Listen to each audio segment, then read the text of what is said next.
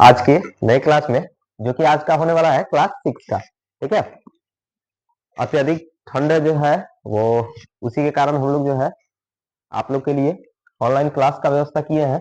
आज उसी कड़ी में हम लोग देखेंगे क्लास 6 के नेचुरल साइंस के कुछ इंपॉर्टेंट डिफिनेशंस को।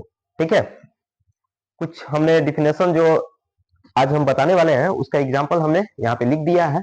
इसी टॉपिक को जो है हम लोग बारी बारी से आज देखने वाले हैं। ठीक है, तो आशा करते हैं आप लोग को जो वीडियो है वो पसंद आएगा। अगर वीडियो पसंद आता है तो सब्सक्राइब देते जाइएगा। आज का पहला हम लोग का टॉपिक है क्लास 6 का, वो है बैलेंस डाइट का। ठीक है, यानी इसको हम लोग अगर हिंदी में बोले तो संतुलित आहार।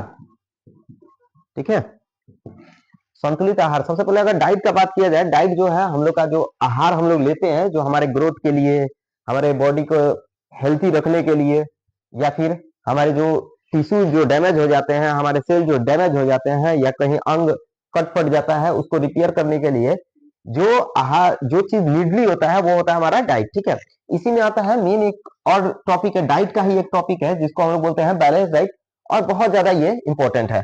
ठीक है, आज इसी को हम लोग जो है वो इस वीडियो में सबसे पहले टॉपिक की तरफ हम लोग इसको देखेंगे। ठीक है, तो सबसे पहला जो है वो है बैलेंस डाइट, जो कि बैलेंस डाइट उस डाइट को बोलते हैं जिसमें हम लोग इक्वल मात्रा में, ठीक है, सारे न्यूट्रिएंट्स जो कि मेनली 5 जो होते हैं, ठीक है, वो सारे चीज हम अगर ले रहे हैं तो उसको हम लोग बोलते हैं बैलेंस डाइट। इसमें जो है एडिक्यूट मात्रा में यानी संतुलित मात्रा में सारे जो हमारे लिए जो एनर्जी प्रोवाइड कराते हैं या हमारे बॉडी को जो हेल्दी रखते हैं वो सारी चीजें जो है अवेलेबल होती हैं, वो भी एडिक्यूट मात्रा में यानी संतुलित मात्रा में या निश्चित मात्रा में। ठीक है, उसको बोलते हैं हम लोग बैलेंस डाइट। तो अगर इसका इंग्लिश में अगर हम लोग डिफिनेशन लिखना चाहें तो लिखेंगे a balance diet is a diet in which equal amount of nutrients, vitamins, protein, fats are present in a adequate amount. अगर उनका संतुलित मात्रा में या एक निश्चित मात्रा में इन सारे चीजों का जो है वो इक्वल अमाउंट में अगर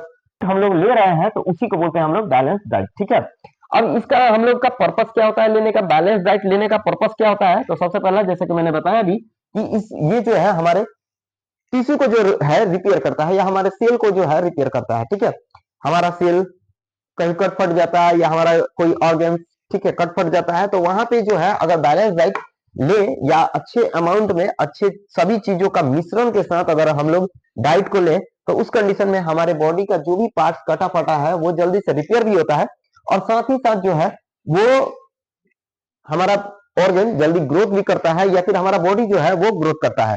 ठीक है, तो दूसरा हो गया हम लोग का टू ग्रोथ प्रॉपरली, साथ ही हमारे बॉडी को जो है ये हेल्दी रखने का काम करता है। तो ये है हमारा पहला टॉपिक बैलेंस डाइट। ठीक है, जो कि एक एडिक्यूट मात्रा में अगर हम लोग न्यूट्रिएंट्स, विटामिन्स, प्रोटीन, फैट्स इत्यादि को अगर हम लोग लेते हैं तो ये होता है हमारा बैलेंस डाइट। ठीक है, दूसरा टॉपिक है वो है बायोडाइवर्सिटी, यानी जिसे हिंदी में हम लोग जैव विविधता के नाम से जानते हैं।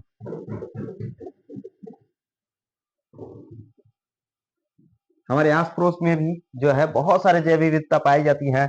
कुछ छोटे पौधे होते हैं, कुछ बड़े पौधे होते हैं, कुछ छोटे जीव पाए जाते हैं, कुछ ऐसे भी जीव पाए जाते हैं जो कि हमारे नग्न आंखों द्वारा नहीं देखे जा सकते। इसी को हम लोग नेचुरली जो है वो बायोडाइवर्सिटी के नाम से जानते हैं।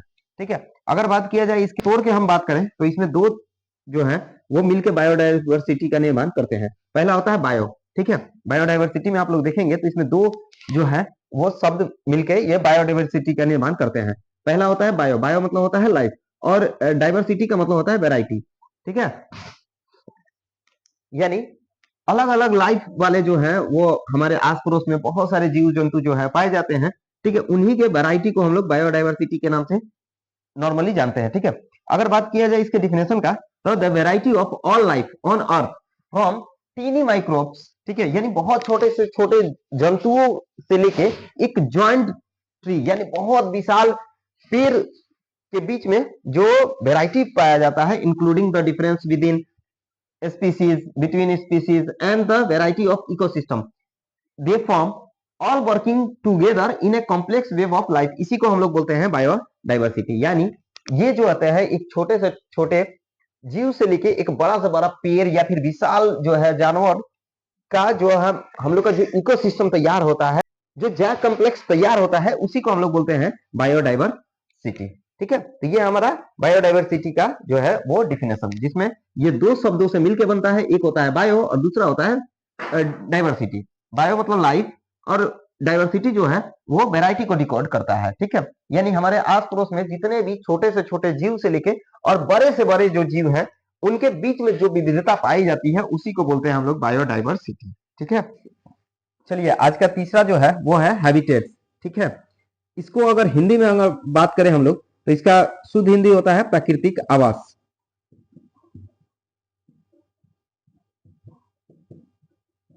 आवास का मतलब आप लोग जानते ही हैं, आवास का मतलब होता है कि जहां पे हम लोग रहते हैं, ठीक है, या जीवन बसर जो है वो करते हैं। अब किसी भी जीव का जो है वो प्राकृतिक आवासी जो है वो इंग्लिश में हैबिटेट्स के नाम से जाना जाता है।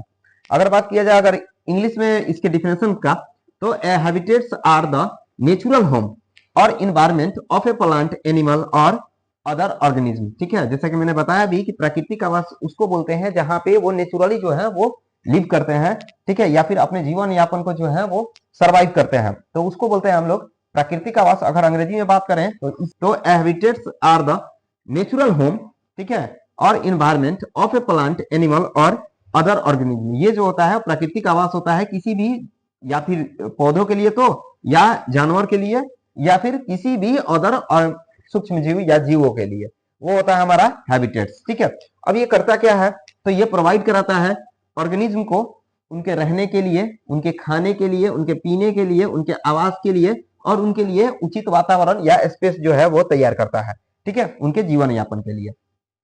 ये जो है वो दोनों के लिए, चाहे बायोटिक हो या फिर एबायोटिक हो, दोनों फैक्टर के लिए ये अपना आवास जो है या हैबिटेट जो है वो प्रोवाइड कराता है।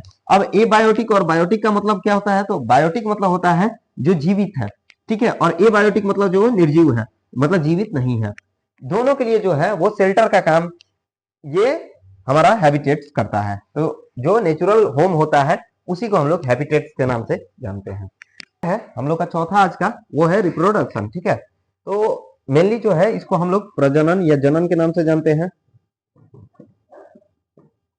ठीक है। तो ये एक प्रोसेस होता है जिसमें लिविंग ऑर्गेनिज्म जो है वो प्रोड्यूस करते हैं, ठीक है, ऑफ स्प्रिंग या जनरेट करते हैं किसी नए इंडिविजुअल को, ठीक है, अपने ही प्रजाति के किसी नए जो है वो जीव का निर्माण करते हैं, उसी को हम लोग बोलते हैं जनन, ठीक है। तो जनन क्या है, तो जनन एक प्रक्रिया है जिसके द्वारा कोई जीवित या सजीव जो ऑर्गेनिज्म होते हैं, जंतु होते हैं, जीव जंतु होते हैं, वो एक नए जो है वो अपने समान संतति की उत्पत्ति करते हैं, उसी को हम लोग बोलते हैं रिप्रोडक्शन, ठीक है। मेनली ये कंसिस्ट करता है दो, एक होता है सेक्सुअल और एक होता है असेक्सुअल। रिप्रोडक्शन जो है वो मेनली दो कंसिस्ट करता है, और क्यों करता है, सेक्सुअल और असेक्सुअल। इसमें जो है वो नए जीवों के अपने समान नए जंतुओं या जीवों की जो है उत्पत्ति होती है, उसी को बोलते हैं हम लोग रिप्रोडक्शन। अगर दूसरे शब्दों में बोले तो ये एक बायोलॉजिकल प्रोसेस है जिसके द्वारा नए जो है इंडिविजुअल ऑर्गेनिज्म जो है प्रोड्यूस होते हैं या जन्म लेते हैं, उसी को बोलते हैं हम लोग रिप्रोडक्शन।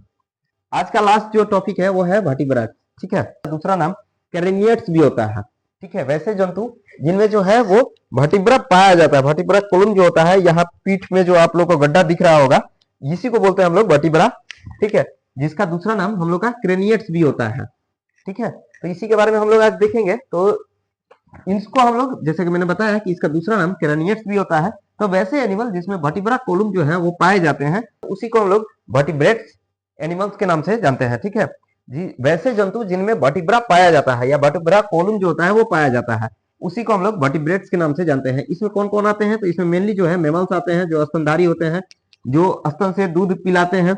उसके बाद आता है हमारा चिड़िया, और उसके बाद हमारा एम्फेबियंस, ठीक है, और भी होते हैं इसमें। तो इन सभी में जो है वो हमारा जो क्रेनिएट्स है या वर्टिब्रा कोलम है वो पाया जाता है, इसी को हम लोग बोलते हैं वर्टिब्रेट्स, ठीक है। तो ये जो होता है वो प्रोटेक्ट करता है हमारे स्पाइनल कॉर्ड को, ठीक है। जो क्रेनियम होता है वो हमारे स्पाइनल कॉर्ड को प्रोटेक्ट करता है, और साथ ही साथ हमारे ब्रेन जो होता है, ब्रेन का पार्ट जो होता है क्रेनियम, ठीक है, वो हमारे ब्रेन को जो है वो सुरक्षा प्रदान करता है, ठीक है। तो आज का ये लास्ट टॉपिक था। आशा करते हैं आप लोग को जो है वो ये सारे टॉपिक पसंद आए होंगे और समझ में भी आया होगा। अगर किसी भी टॉपिक में आप लोग को कहीं भी दिक्कत है तो आप लोग कमेंट सेक्शन में जरूर बताइएगा, ठीक है। मिलते हैं ऐसे ही किसी नए वीडियो में, तब तक के लिए धन्यवाद।